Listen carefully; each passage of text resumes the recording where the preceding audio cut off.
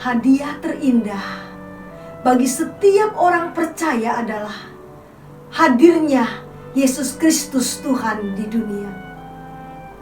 Karena Dia, kita dipenuhi oleh kasih-Nya, sehingga kita bisa saling mengasihi. Karena Dia, kita dipenuhi oleh sukacita-Nya, sehingga kita pun bisa saling menyukacitakan. Itulah indahnya Natal bagi kita.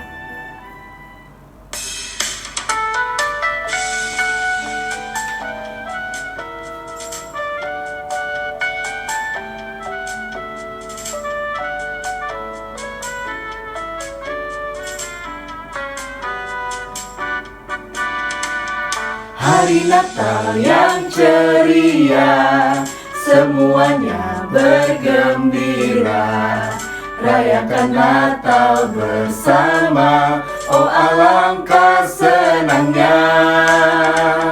Kami saling mengasihi, karena Yesus telah memberi. Damai, kasih, sukacita semua diberikannya bagi kita. Natal indah, Yesus beri damai yang kekal. Natal indah, Dia lahir buat manusia, datang untuk seisi dunia, juga keluarga kita semua. Oh Natal indah bagi kita. Oh Natal indah bagi kita. Oh Natal indah bagi semua.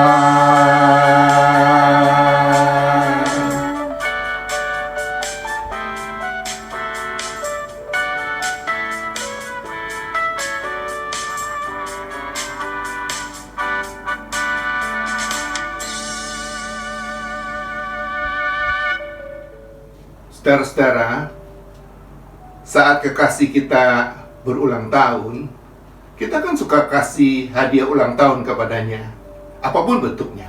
Pokoknya kita akan berikan kepadanya hadiah yang kita tahu dia paling suka dan senang. Sebab bila ingin sukakan dan senangkan hati kekasih kita pada hari ulang tahunnya, buat apa juga sih kalau kita kasih hadiah ulang tahun yang ia sendiri nggak suka, nggak senang. Nah, Yesus adalah kekasih kita yang seharusnya paling kita cinta, bahkan lebih daripada kita mencintai siapapun, termasuk suami atau istri kita. Lalu pada hari Natalnya, apa yang jadi hadiah terbaik yang kita mau dan berikan kepadanya? Menurut para ahli kitab suci sih, tidak sedikit yang bilang bahwa selama hidupnya di dunia, apa yang Yesus paling suka adalah pertobatan atau perubahan hidup. Perubahan dari hidup lama dengan pikiran, perasaan, dan tujuan yang buruk dan salah kepada hidup baru dengan pikiran, perasaan, dan tujuan yang baik dan benar. Seperti kata Yesus sendiri pada awal pelayanannya, bahkan sangat mungkin di sepanjang pelayanan di dunia, Dia berkata, kerajaan Allah sudah dekat. Artinya, Allah sungguh-sungguh sudah hadir dalam kelahiran dan hidup Yesus. Karena itu kata Yesus selanjutnya, bertobatlah dan percayalah kepada Injil. Artinya, karena itu, ubahlah hidupmu. Untuk apa? Untuk buktikan kepercayaan setiap orang kepada Yesus. Ya, rupanya bagi Yesus, hadiah yang paling menyenangkan hatinya juga pada hari Natalnya adalah perubahan hidup kita. Dari hidup yang buruk dan salah, jadi hidup yang lebih baik dan benar. Ternyata pada hari Natal Yesus, bila kita juga ingin kasih hadiah kepada pasangan kita, maka hadiah terindah kepadanya sama dengan hadiah kita kepada Yesus, yaitu hadiah perubahan hidup kita yang lebih baik dan lebih benar kepadanya. Mengapa hadiah perubahan hidup kita bisa jadi hadiah terindah bagi pasangan kita? Paling kurang ini alasan-alasannya. Alasan pertama, perubahan hidup kita bisa berhenti untuk cobai kemanusiaan pasangan kita yang selalu ada batasnya.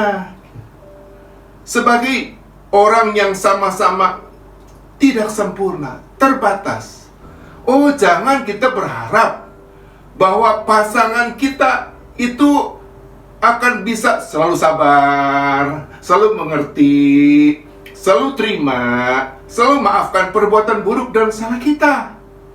Bila kita tidak menghentikannya dan mengubahnya jadi perbuatan yang baik dan benar kepadanya. Contohnya, seorang istri terpaksa ceraikan suaminya. Mengapa? Sebab suaminya nggak henti-hentinya mencobai dirinya dengan menghina, dengan merendahkan orang tua, keluarganya dalam pernikahan. Lama-lama nggak tahan dah. Udah cerai aja deh. Seorang suami terpaksa ceraikan istrinya. Mengapa?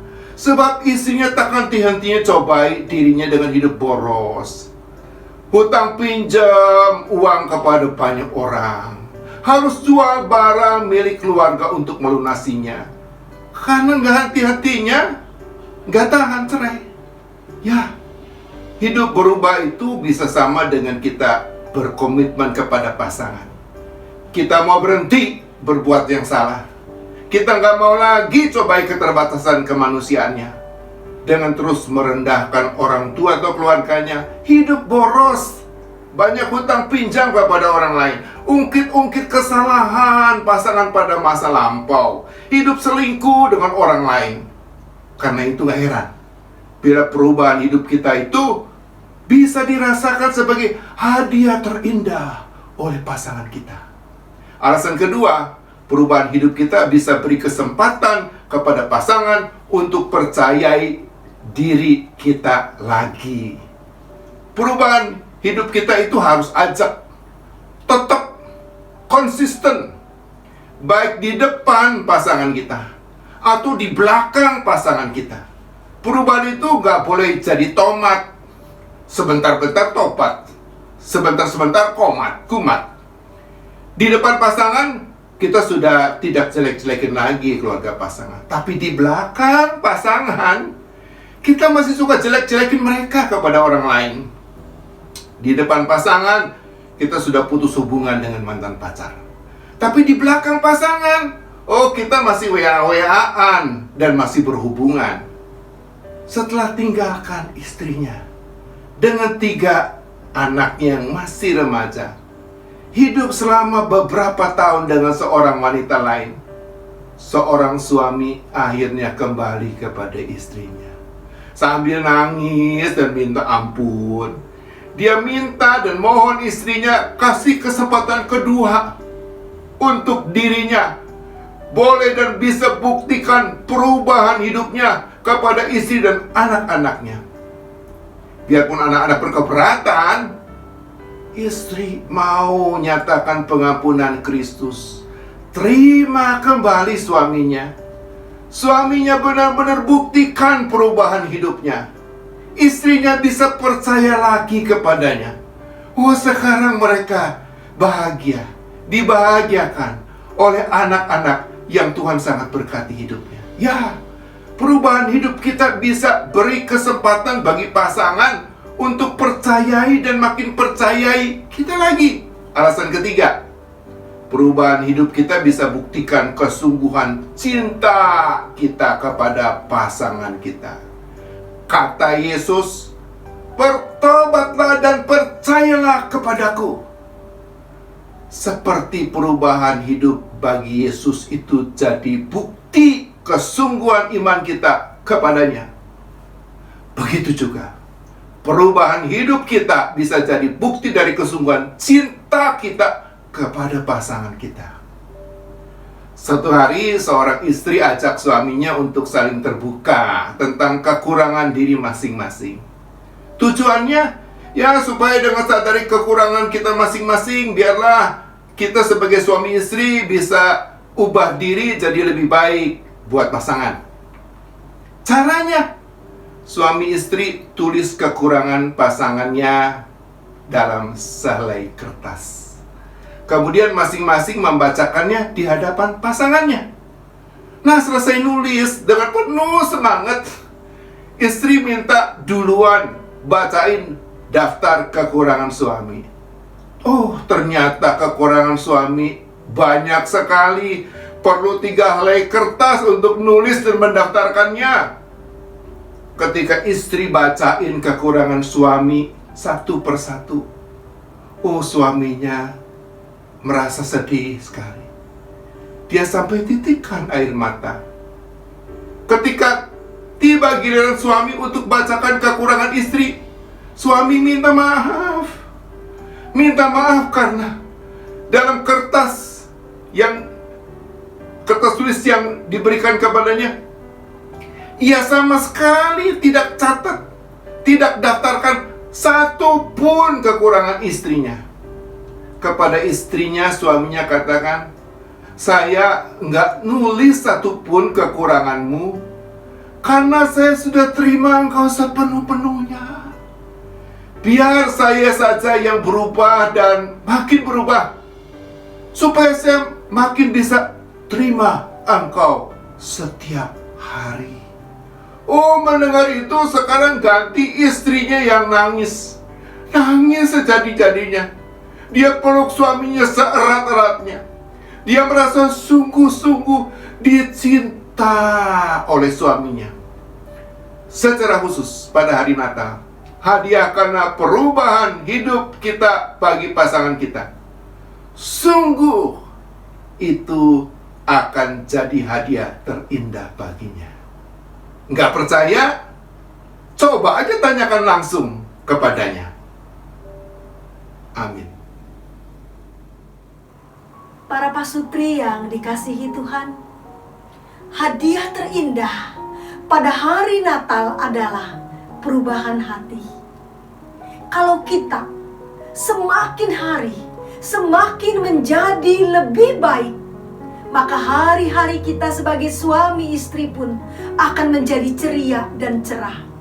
Seperti mimpi penulis lagu White Christmas atau lagu Natal Putih.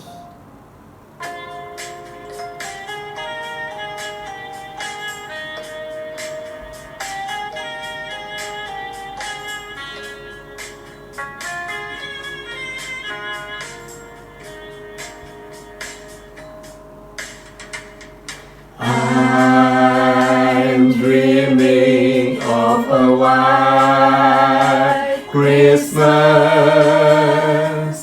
just like the ones I used to know, where the treetops glisten and children listen to hear sleigh bells in the snow. I'm dreaming of a white Christmas, with every Christmas card I write.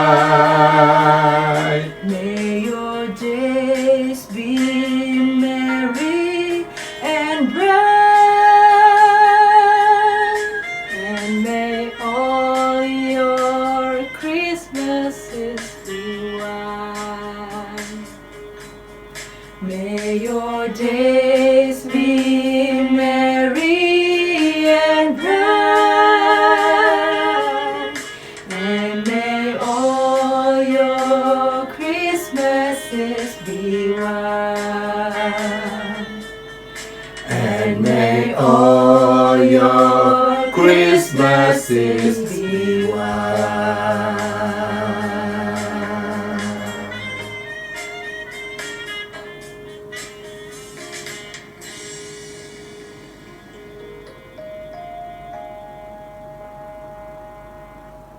Selamat menyambut Natal 2020 dan Tahun Baru 2021. Sampai bertemu lagi dalam acara Kasur Online episode berikutnya.